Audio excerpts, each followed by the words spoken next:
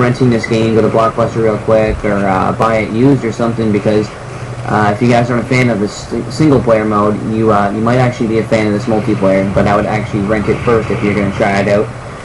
The game modes, it does have a few game modes very similar to Modern Warfare 2 again, so it's going to be pretty easy for you to adapt to this game. And I think one of them is Turf War, which is basically like domination. You have Capture the Sister, which is very similar to Capture the Flag, but you can't return the sister to the beginning defend point like you can in Modern Warfare 2, so she's always there, because it is actually tough to capture her. So they have a few good gameplay elements and modes that are actually going to keep the game interesting. The progression system is really well put together, and the maps in this game, in my opinion, they are kind of big. I think the maps are a little bit just too big, because it takes a while to find people sometimes, but the maps layouts are incredibly well put together, because you have like almost endless ways to go to a place. There's ventilation system, there's broken walls.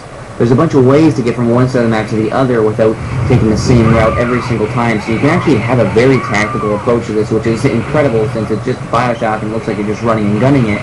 But there's actually an incredible amount of tactical playstyle in this. So it kind of is surprising. It's actually really, really well put together.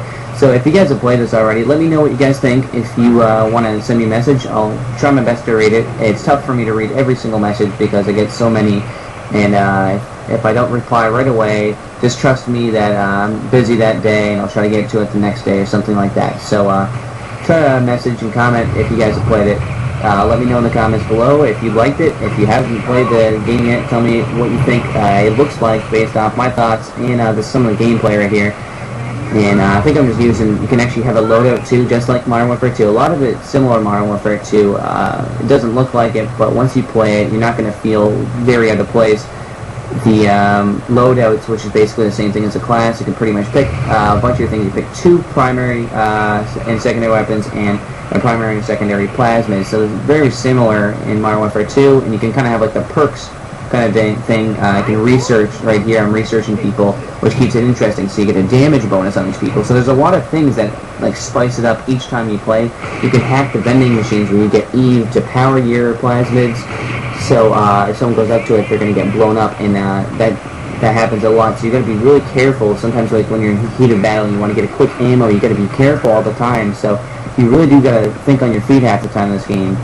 And hopefully, actually, I'm sorry, the last thing I want to go over is the Big Daddy suit actually appears in random areas of the map. So if your team's getting smashed, you can just get in the Big Daddy suit and just go on a rampage, and it has a health too. It's not impossible to take down the Big Daddy. They did a good job balancing it. He is strong, but he is palpable, or whatever you want to call it. You can actually get rid of him pretty easily if you like all focus on him. So they did a really good job with this game. So guys, let me know in the comments below.